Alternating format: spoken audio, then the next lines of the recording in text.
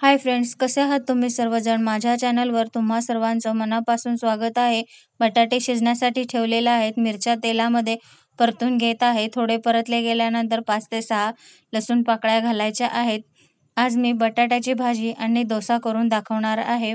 बटाटे छान शिजले गेलेले आहेत. थंड होण्यासाठी काढून घेतलेलं आहे. थोडंसं कांदा चिरून घेत आहे.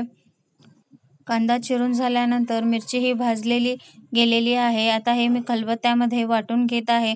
जर तुम्हाला मिक्सरला लावून घ्यायचं असेल तर तुम्ही मिक्सरमध्ये बारीक करू शकता. डोश्याचं पीठ मी कालच भिजू घातलेलं होतं. सकाळी एक 9-10 वाजता तांदूळ, डाळ, हरभऱ्याची डाळ आणि एक थोडेसे मेथी दाणे भिजत घातले होते. संध्याकाळी याला मिक्सरला वाटून आंबवण्यासाठी रात्रभर ठेवून दिलं होतं. आता त्याच कढईमध्ये 2 चमचे तापलेल्या तेलामध्ये जिरे मोहरी फोडणीसाठी घालून घ्यायची. बारीक चिरून घेतलेला कांदा घालून घेतलेला आहे. तुम्ही कांदा तुमच्या आवडीनुसार कमी किंवा जास्त करू शकता. कांदा तेलामध्ये छान व्यवस्थित परतून घ्यायचा.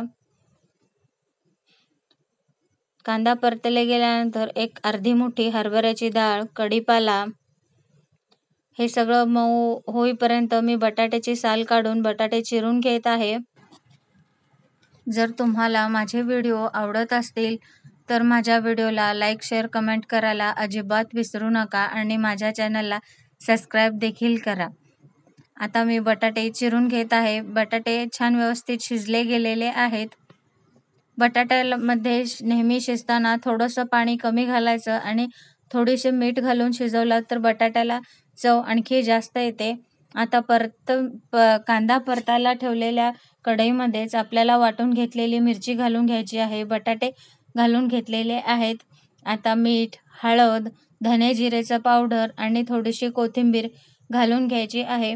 हे सर्व परतून जर आवडत असल्यास गरम मसाल्याचा देखील तुम्ही वापर करू शकता, पण मी गरम मसाला घातलेला नाही.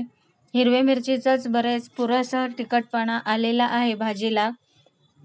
याला अगदी व्यवस्थित परतून घ्यायचं. गरज वाटल्यास 1-2 ते 3 मिनिट झाकण टाकून वाफही काढू शकता तुम्ही.